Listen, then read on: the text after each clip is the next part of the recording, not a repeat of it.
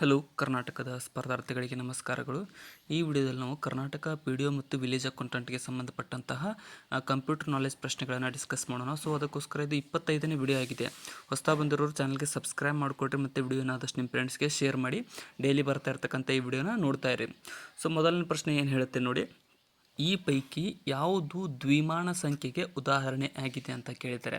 So ಈ ಕೆಳಗಿನವುಗಳಲ್ಲಿ ದ್ವಿಮಾನ ಅಂತಂದರೆ ಇಂಗ್ಲೀಷ್ ಒಳಗಡೆ ಬೈನರಿ ಡಿಜಿಟ್ ಅಂತ ಕರಿತೀವಿ. ಇಲ್ಲಿ ಸರಿಯಾದಂಥದ್ದು ಆಪ್ಷನ್ ಸಿ ನೋಡಿ. 100 101 ಅನ್ನುವಂಥದ್ದು ಒಂದು ಬೈನರಿ ಡಿಜಿಟ್ ಆಗಿದೆ. ಸೊ ಆಪ್ಷನ್ ಸಿ ಇಲ್ಲಿ ಸರಿಯಾದಂತಹ ಉತ್ತರವಾಗುತ್ತೆ.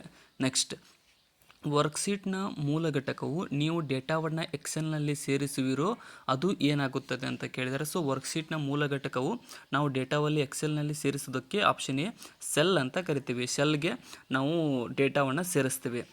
ಸೊ ಕಾಲಮ್ ಮತ್ತು ರೋಗಳ ಇಂಟರ್ಸೆಕ್ಷನ್ಗೆ ಸೆಲ್ ಅಂತ ಕರೆಯಲಾಗುತ್ತದೆ. ಜಾಲತಾಣದ ಪ್ರಧಾನ ಪುಟದ ಹೆಸರು ಏನು ಅಂತ ಕೇಳಿದರೆ. ಸೊ ಜಾಲತಾಣದ ಪ್ರಧಾನ ಪುಟದ ಹೆಸರು ಇಲ್ಲಿ ಸರಿಯಾದಂತಹ ಉತ್ತರವಾಗುವುದು ಆಪ್ಷನ್ ಎ ನೋಡಿ, ಹೋಮ್ ಪೇಜ್ ಅಂತ ಕರೆಯಲಾಗುತ್ತದೆ. ಜಾಲತಾಣದ ಪ್ರಧಾನ ಪುಟದ ಹೆಸರನ್ನು ಹೋಮ್ ಪೇಜ್ ಎಂದು ಕರೆಯಲಾಗುತ್ತದೆ. ನೆಕ್ಸ್ಟ್, ವಿಂಡೋ ಇರುವ ಕಂಪ್ಯೂಟರಿನಲ್ಲಿ ದಾಖಲೆಯ ಮುದ್ರಣಕ್ಕೆ ಕಿರುದಾರಿ ಯಾವುದು ಅಂತ ಕೇಳಿದ್ದಾರೆ. ಸೊ ವಿಂಡೋ ಇರುವ ಕಂಪ್ಯೂಟರ್ನಲ್ಲಿ ದಾಖಲೆಯ ಮುದ್ರಣಕ್ಕೆ ಕಿರುದಾರಿ ಆಪ್ಷನ್ ಸಿ Ctrl+P ಅಂತ ಕರಿತೀವಿ. ಶಾರ್ಟ್ಕಟ್ ಕೀ ಅಂತ ಹೇಳ್ಬೋದು, Ctrl+P. ಪೆಂಟಿಯಮ್ ಪದ ಇದಕ್ಕೆ ಸಂಬಂಧಿಸಿದ್ದು ಅಂತ ಕೇಳಿದರೆ. ಸೊ ಪೆಂಟಿಯಮ್ ಅನ್ನುವಂತಹ ಪದ ಯಾವುದಕ್ಕೆ ಸಂಬಂಧಿಸಿದೆ ಅಂತ ಅಂದರೆ ಇಲ್ಲಿ ಸರಿಯಾದಂತಹ ಉತ್ತರವಾಗುವುದು ಆಪ್ಷನ್ ಸಿ ನೋಡಿ. ಇದು ಮೈಕ್ರೋ ಪ್ರೊಸೆಸರ್ಗೆ ಸಂಬಂಧಿಸಿದ ಒಂದು ಪದವಾಗಿದೆ. ಪೆಂಟಿಯಮ್ ಅನ್ನುವಂಥದ್ದು ಮೈಕ್ರೋ ಪ್ರೊಸೆಸರ್. ನೆಕ್ಸ್ಟ್, ಇನ್ನು ಷೋಡಶಮಾನ ಸಂಖ್ಯಾ ವ್ಯವಸ್ಥೆಯಲ್ಲಿನ ಆಧಾರ ಯಾವುದು ಅಂತ ಕೇಳಿದರೆ. ಷೋಡಶಮಾನದ ಸಂಖ್ಯಾ ವ್ಯವಸ್ಥೆಯ ಆಧಾರ ಯಾವುದಪ್ಪ ಅಂತ ಅಂದರೆ ಇಲ್ಲಿ ಆಪ್ಷನ್ ಡಿ 16 ಷೋಡಶಮಾನದ ಒಂದು ಆಧಾರದ ಸಂಖ್ಯೆಯಾಗಿದೆ. ನೆನ್ಪಿಟ್ಕೊಟ್ರಿ, ಕ್ವಶನ್ಗಳು ಇದೇ ಟೈಪ್ ಬರ್ತಿರ್ತವೆ ಎಕ್ಸಾಮ್ದಲ್ಲಿ. ನೆಕ್ಸ್ಟ್, ಇನ್ನು ಡೇಟಾವು ಸಂಚಿತವಾಗಿ ಗುಂಪಿನಲ್ಲಿ ಪ್ರೊಸೆಸ್ ಆಗಿರುವಂತಹ ಪ್ರಕ್ರಿಯೆಗೆ ಏನೆಂದು ಕರೆಯುತ್ತಾರೆ ಅಂತ ಕೇಳಿದರೆ. ಸೊ ಇಲ್ಲಿ ಸರಿಯಾದಂತಹ ಉತ್ತರವಾಗುವುದು ಆಪ್ಷನ್ ಬಿ ನೋಡಿ, ಬ್ಯಾಚ್ ಪ್ರೊಸೆಸಿಂಗ್ ಅಂತ ಕರೀತಾರೆ. ಡೇಟಾವು ಸಂಚಿತವಾಗಿ ಗುಂಪಿನಲ್ಲಿ ಪ್ರೊಸೆಸ್ ಆಗುವಂತಹ ಪ್ರಕ್ರಿಯೆಗೆ ಬ್ಯಾಚ್ ಪ್ರೊಸೆಸಿಂಗ್. ಇನ್ನು ಈ ಪೈಕಿ ಯಾವುದು ನಿಜವಾಗಿ ಫೈರ್ವಾಲ್ಗಳನ್ನು ಕುರಿತದ್ದು ಅಂತ ಕೇಳಿದ್ದಾರೆ. ಸೊ ರಿಯಲ್ ಆಗಿ ಫೈರ್ವಾಲ್ಗಳನ್ನು ಕುರಿತದ್ದು ಯಾವುದಪ್ಪ ಅಂತಂದರೆ ಇಲ್ಲಿ ಸರಿಯಾದಂತಹ ಉತ್ತರವಾಗುವುದು ಆಪ್ಷನ್ ಡಿ ನೋಡಿ, ನಿಯಮಗಳನ್ನು ಪಾಲಿಸುವುದು, ಯಂತ್ರಾಂಶ ಇಲ್ಲವೇ ತಂತ್ರಾಂಶ ಡಿವೈಸ್ ನೆಟ್ವರ್ಕ್ ಟ್ರಾಫಿಕನ್ನು ಶೋಧಿಸುವುದು, ಇವೆಲ್ಲವುಗಳು ಈ ಒಂದು ಫೈರ್ವಾಲ್ಗಳಿಗೆ ಕುರಿತದ್ದಾಗಿದೆ. ಇನ್ನು ಮೆಮೊರಿ ಗಾತ್ರಗಳಲ್ಲಿ ಅತಿ ದೊಡ್ಡದನ್ನು ಆರಿಸಿರಿ ಅಂತ ಕೇಳಿದ್ದಾರೆ. ಸೊ ಮೆಮೊರಿ ಗಾತ್ರಗಳಲ್ಲಿ ಅತಿ ದೊಡ್ಡದು ಯಾವುದಪ್ಪ ಅಂತಂದರೆ ಇಲ್ಲಿ ಆಪ್ಷನ್ಗಳೇನೇ ನೋಡ್ತಾ ಹೋದಂತೆ ಆಪ್ಷನ್ ಡಿ ನೋಡಿ, ಟೆರಾಬೈಟ್ ಅನ್ನುವುದು TB ಅಂತ ಏನು ಕರಿತೀವಲ್ಲ ಅದು ಮೆಮೊರಿ ಗಾತ್ರದಲ್ಲಿ ಅತಿ ದೊಡ್ಡದಾಗಿದೆ. ನೆಕ್ಸ್ಟ್, ಇನ್ನು USB ಯಾವ ಬಗೆಯ ಸ್ಟೋರೇಜ್ ತಂತ್ರ ಸಾಧನವಾಗಿದೆ. USB ಅಂತ ಕರಿತೀವಲ್ಲ ಅದು ಯಾವ ಬಗೆಯ ಸ್ಟೋರೇಜ್ ಡಿವೈಸ್ ಅಂತ ಕೇಳ್ಬೋದು. ಇಲ್ಲಿ ಸರಿಯಾದಂತಹ ಉತ್ತರವಾಗುವುದು ಆಪ್ಷನ್ ಬಿ ನೋಡಿ, ಇದೊಂದು ದ್ವಿತೀಯಕ ವಲಯದ ಒಂದು ಸ್ಟೋರೇಜ್ ತಂತ್ರ ಸಾಧನವಾಗಿದೆ USB, ದ್ವಿತೀಯಕ ವಲಯ. ನೆಕ್ಸ್ಟ್, ಬಯೋಸ್ನಿಂದ ರನ್ ಆಗಿರುವ ಕಂಪ್ಯೂಟರ್ನಲ್ಲಿನ ಯಂತ್ರಾಂಶ ಘಟಕಗಳು ಸರಿಯಾಗಿ ಕೆಲಸ ಮಾಡುತ್ತಿದೆಯೋ ಎಂದು ಪರಿಶೀಲಿಸುವ ಪ್ರೋಗ್ರಾಮ್ ಯಾವುದು ಅಂತ ಕೇಳಿದ್ದಾರೆ. ಸೊ ಇಲ್ಲಿ ಆಪ್ಷನ್ ಬಿ ನೋಡಿ, ಪೋಸ್ಟ್ ಅನ್ನುವಂತಹ ಪ್ರೋಗ್ರಾಮ್ ಮೂಲಕ ಅವು ಯಂತ್ರಗಳು ಸರಿಯಾಗಿ ಕೆಲಸ ಮಾಡುತ್ತಿವೆಯಲ್ಲೋ ಇಲ್ಲವೋ ಅನ್ನೋದನ್ನು ಪರಿಶೀಲಿಸಲಾಗುತ್ತದೆ. ನೆಕ್ಸ್ಟ್, ಎಕ್ಸಿಪ್ನ ವಿಸ್ತಾರ ಏನು ಅಂತ ಕೇಳಿದ್ದಾರೆ. ಸೊ ಎಕ್ಸಿಪ್ನ ಫುಲ್ ಫಾರ್ಮ್ ಇಲ್ಲಿ ಕೇಳಿದ್ದಾರೆ. ಸೊ ಇಲ್ಲಿ ಸರಿಯಾದಂತಹ ಉತ್ತರವಾಗುವುದು ಆಪ್ಷನ್ ಬಿ ನೋಡಿ, ಎಕ್ಸ್ಚೇಂಜಬಲ್ ಇಮೇಜ್ ಫೈಲ್ ಫಾರ್ಮೆಟ್ ಎಕ್ಸಿಪ್ನ ಫುಲ್ ಫಾರ್ಮ್ ಆಗಿರುತ್ತದೆ. Exchangeable image file format. C++ ಅನ್ನು ಯಾರು ಸಂಶೋಧಿಸಿದರು. C++ ಅನ್ನು ಸಂಶೋಧಿಸಿದವರು ಯಾರು. ಇಲ್ಲಿ ಸರಿಯಾದಂಥ ಉತ್ತರ ಆಪ್ಷನ್ ಸಿ ನೋಡಿ, ಬಿಜಾರ್ನ್ ಸ್ಟ್ರಾಸ್ಟ್ರಪ್ ರವರು ಈ ಒಂದು C++ ಅನ್ನು ಸಂಶೋಧಿಸಿದವರಾಗಿದ್ದಾರೆ. ಬಿಜಾರ್ನ್ ಸ್ಟ್ರಾಸ್ಟ್ರಪ್. ಸ್ಪೆಲ್ಲಿಂಗ್ ಪರೀಕ್ಷಿಸಲು ಯಾವ ಫಂಕ್ಷನ್ ಕೀಯನ್ನು ಬಳಕೆ ಮಾಡಲಾಗುವುದು. ಸ್ಪೆಲ್ಲಿಂಗನ್ನು ಪರೀಕ್ಷಿಸಬೇಕಂತ ಅಂದರೆ ಯಾವ ಫಂಕ್ಷನ್ ಕೀ ಬಳಕೆ ಮಾಡಲಾಗುತ್ತದೆ ಅಂತ ಅಂದರೆ ಇಲ್ಲಿ ಸರಿಯಾದ ಉತ್ತರ ಆಪ್ಷನ್ ಸಿ ನೋಡಿ, F7 ಒಂದು ಫಂಕ್ಷನ್ ಕೀಯನ್ನು ಬಳಸಲಾಗುತ್ತದೆ ಸ್ಪೆಲ್ಲಿಂಗ್ ಚೆಕ್ ಮಾಡಲು. F7 ಕಾಗುಣಿತ ಅಂತ ಕೇಳ್ಬೋದು. ಇನ್ನು ಬಯೋಸ್ ಎನ್ನುವುದು ಯಾವ ರೀತಿಯ ಸ್ಟೋರೇಜ್ ಸಾಧನವಾಗಿದೆ. ಬಯೋಸ್ ಅನ್ನುವಂಥದ್ದು ಯಾವ ರೀತಿಯ ಸ್ಟೋರೇಜ್ ಸಾಧನ. ಸರಿಯಾದ ಉತ್ತರ ಆಪ್ಷನ್ ಈ ನೋಡಿ, ಇದೊಂದು ಪ್ರಾಥಮಿಕ ಸ್ಟೋರೇಜ್ ಸಾಧನವಾಗಿದೆ. ಬಯೋಸ್ ಒಂದು ಪ್ರಾಥಮಿಕ ಸ್ಟೋರೇಜ್ ಸಾಧನ. ಡೇಟಾಬೇಸ್ಗೆ ಸಂಬಂಧಿಸಿದ ಪದ ಯಾವುದು? ಡೇಟಾಬೇಸ್ಗೆ ಸಂಬಂಧಿಸಿದಂತಹ ಪದ. ಸರಿಯಾದಂತಹ ಉತ್ತರವಾಗುವುದು ಇಲ್ಲಿ ಆಪ್ಷನ್ ಸಿ ನೋಡಿ, ಏನು ಒರ್ಯಾಕಲ್ ಅನ್ನುವಂಥದ್ದು ಡೇಟಾಬೇಸ್ಗೆ ಸಂಬಂಧಿಸಿದ ಪದವಾಗಿದೆ, ಒರ್ಯಾಕಲ್. ನೆಕ್ಸ್ಟ್, ಕ್ಯಾಚ್ ಮೆಮೊರಿ ಇರುವುದು ಎಲ್ಲಿ ಅಂತ ಕೇಳಿದ್ದಾರೆ. ಸೊ ಕ್ಯಾಚ್ ಮೆಮೊರಿ ಎಲ್ಲಿ ಕಂಡುಬರುತ್ತದೆ ಅಂತ. ಇಲ್ಲಿ ಸರಿಯಾದಂತಹ ಉತ್ತರ ಆಪ್ಷನ್ ಎ ನೋಡಿ, CPU-ನಲ್ಲಿ ಕ್ಯಾಚ್ ಮೆಮೊರಿ ಕಂಡುಬರುತ್ತದೆ.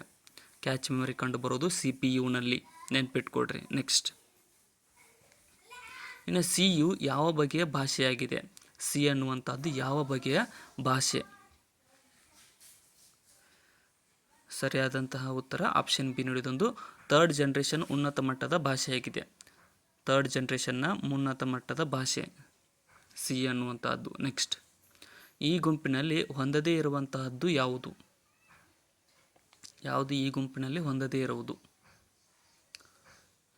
ಇಲ್ಲಿ ಸರಿಯಾದಂಥ ಉತ್ತರ ಆಪ್ಷನ್ ಡಿ ನೋಡಿ, ಹಾರ್ಡ್ ಡಿಸ್ಕ್ ಅನ್ನುವಂಥದ್ದು ಈ ಗುಂಪಿನಲ್ಲಿ ಡಿಫ್ರೆಂಟ್ ಆಗುತ್ತೆ, ವಿಭಿನ್ನ ಪದವಾಗಿದೆ. ರ್ಯಾಮು, ರಾಮು, ಕ್ಯಾಚ್ ಮೆಮೊರಿ ಅವು ಮೂರು ಮೆಮೊರಿಗಳು, ಇದು ಹಾರ್ಡ್ ಡಿಸ್ಕ್ ಅನ್ನೋ ಸ್ಟೋರೇಜ್. ಆ್ಯಪಲ್ನಿಂದ ಅಭಿವೃದ್ಧಿಗೊಳಿಸಲ್ಪಟ್ಟಂತಹ ಆಪರೇಟಿಂಗ್ ಸಿಸ್ಟಮ್ ಯಾವುದು? ಆ್ಯಪಲ್ ಸಂಸ್ಥೆಯಿಂದ ಸರಿಯಾದಂತಹ ಉತ್ತರ ಆಪ್ಷನ್ ಸಿ ನೋಡಿ, ಮ್ಯಾಕ್ OS ಅನ್ನು ಅಭಿವೃದ್ಧಿಪಡಿಸಲಾಗಿದೆ. ಆ್ಯಪಲ್ನಿಂದ ಮ್ಯಾಕ್ ಆಪರೇಟಿಂಗ್ ಸಿಸ್ಟಮ್ ಯಾವುದಪ್ಪ ಅಂತಾರೆ ಮ್ಯಾಕ್ OS. ಈ ಕೆಳಗಿನವುಗಳಲ್ಲಿ ಯಾವುದು ಎಕ್ಸೆಲ್ನಲ್ಲಿ ಸಿಂಧುವಲ್ಲದ ಜೂಮ್ ಶೇಕಡಾವಾರು? ಅಂದರೆ ಎಕ್ಸೆಲ್ನೊಳಗಡೆ ಕಂಡು ಬರೋದಿಲ್ಲ. ಅದು ಅಷ್ಟು ಎಕ್ಸೆಲ್ದು ಮ್ಯಾಕ್ಸಿಮಮ್ 400 ನೆನ್ಪಿಟ್ಕೊಳ್ರಿ. ಸೊ 500ವರೆಗೂ ಜೂಮ್ ಮಾಡೋಕ್ಕೆ ಎಕ್ಸೆಲ್ನಲ್ಲಿ ಬರೋಂಗಿಲ್ಲ. ನೆಕ್ಸ್ಟ್, ಇನ್ನು MS ಎಕ್ಸೆಲ್ನಲ್ಲಿ ಒಂದು ಪೇಜ್ ಬಾರ್ಡರನ್ನು ಹೇಗೆ ಸೆಟ್ ಮಾಡಬಹುದು? ಪೇಜ್ ಬಾರ್ಡರನ್ನು ನಾವು ಎಕ್ಸೆಲ್ನೊಳಗಡೆ ಯಾವ ರೀತಿಯಾಗಿ ಸೆಟ್ ಮಾಡಬಹುದು? ಇಲ್ಲಿ ಸರಿಯಾದ ಉತ್ತರ ಆಪ್ಷನ್ ಸಿ ನೋಡಿ, MS ಎಕ್ಸೆಲ್ನಲ್ಲಿ ಪೇಜ್ ಬಾರ್ಡರನ್ನು ಸೆಟ್ ಮಾಡಲು ಸಾಧ್ಯವಾಗುವುದಿಲ್ಲ. MS ಎಕ್ಸೆಲ್ ಒಳಗಡೆ ಪೇಜ್ ಬಾರ್ಡರ್ ಬರೋಂಗಿಲ್ಲ. ಸೊ ನೆನ್ಪಿಟ್ಕೊಳ್ರಿ. MS ಎಕ್ಸೆಲ್ನಲ್ಲಿ ಈ ಪೈಕಿ ಯಾವುದು ಭಾಗಾಕಾರ ಚಿಹ್ನೆಯಾಗಿದೆ? ಇದರಲ್ಲಿ ಯಾವುದು ಭಾಗಾಕಾರ ಚಿಹ್ನೆ MS ಎಕ್ಸೆಲ್ ಒಳಗಡೆ ಅಂತಂದರೆ ಆಪ್ಷನ್ ಎ, ಏನು ಚಿಹ್ನೆ ಇದೆಯಲ್ಲ ಅದು ಭಾಗಾಕಾರ ಚಿಹ್ನೆಯಾಗಿದೆ. ನೆಕ್ಸ್ಟ್, ಇನ್ನು MS ಎಕ್ಸೆಲ್ನಲ್ಲಿ ಈ ಪೈಕಿ ಯಾವುದು ಸೆಲ್ ಕಂಟೆಂಟ್ನ ಎಡಿಟಿಂಗ್ನ ಸರಿಯಾದ ವಿಧಾನ ಅಲ್ಲ? ಇಲ್ಲಿ ಆಪ್ಷನ್ ನೋಡಿ, ಅಲ್ಟ್ ಕೀ ಒತ್ತುವುದು MS ಎಕ್ಸೆಲ್ನ ಸೆಲ್ ಕಂಟೆಂಟ್ನ ಎಡಿಟಿಂಗ್ಗೆ ಸರಿಯಾದ ವಿಧಾನವಾಗಿರುವುದಿಲ್ಲ. ಮಿಕ್ಕಿದವುಗಳು ಎಡಿಟಿಂಗ್ಗೆ ಬರ್ತವೆ. ಇನ್ನು MS ವರ್ಡ್ ಡಾಕ್ಯುಮೆಂಟ್ನಲ್ಲಿ ಎಷ್ಟು ಗರಿಷ್ಠ ಕಾಲಮ್ಗಳನ್ನು ಸೇರಿಸಬಹುದು?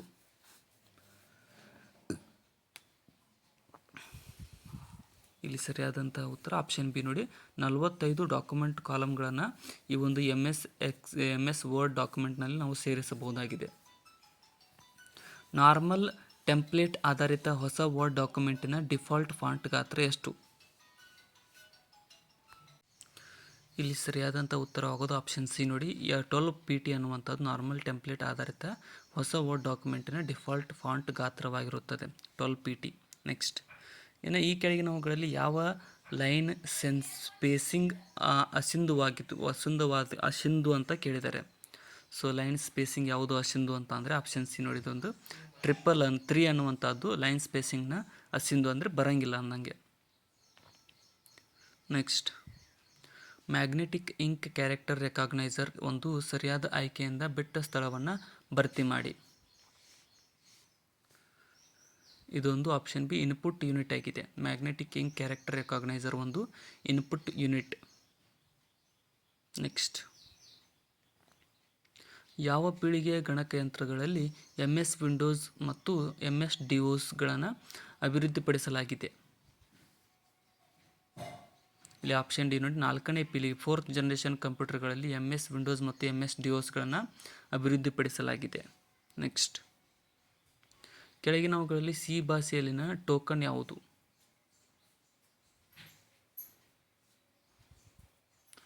ಇಲ್ಲಿ ಸರಿಯಾದಂತಹ ಉತ್ತರವಾಗೋದು ಆಪ್ಷನ್ ಸಿ ನೋಡಿ, ಟೈಪ್ ಡೆಫ್ ಅನ್ನುವಂಥದ್ದು ಸಿ ಭಾಷೆಯಲ್ಲಿನ ಟೋಕನ್ ಆಗಿರುತ್ತದೆ.